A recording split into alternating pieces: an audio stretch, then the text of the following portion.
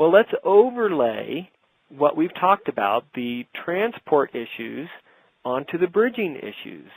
So now, if you look at this, it's a much more complicated slide. Now we've got the different types of endpoints contributing through their different networks, potentially putting artifacts into the conversation. So you can imagine, for the bridge, how does it know whether, some static coming into the line is someone talking or if it's an artifact? That confuses or can be confusing to a bridge. It doesn't know whether to open up that line as a speaker or not.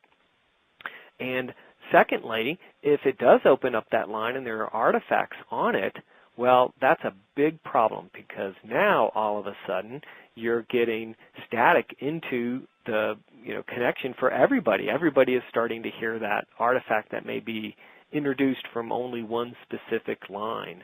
And then if the processing, that TSA processing on the bridge isn't extremely fast, you can have latency, or from the transport you could have latency. And now all of a sudden, if you've got multiple people talking, they could become out of sync.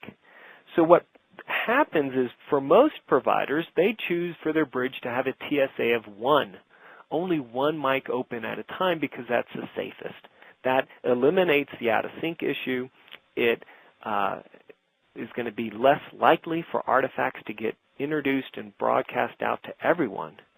But the problem is you lose that conversational speech. So this is why you've experienced the issue of, hey, I can't be heard. Well, that's because the bridge is only allowing one talker at a time. Well, what can be done? If you pay more on the transport side, you can get better noise cancellation. You can get higher quality codecs. And on the bridging, if you pay more for more powerful processing or have a purpose-built bridge, you can get a more sophisticated TSA.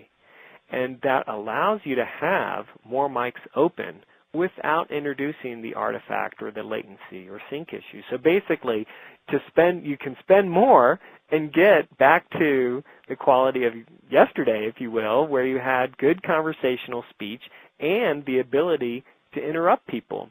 And what that looks like is, still you've got obviously the different endpoints, but the connections into the bridge are more straight lines. The artifacts aren't there to the same degree, and you can have conversational speech. You can allow more mics open, so you can see in this case, an orange, a blue, they're all contributing to the conversation, and there's no issues that introduces because of the smart and quality-focused implementation of the transport and the bridging.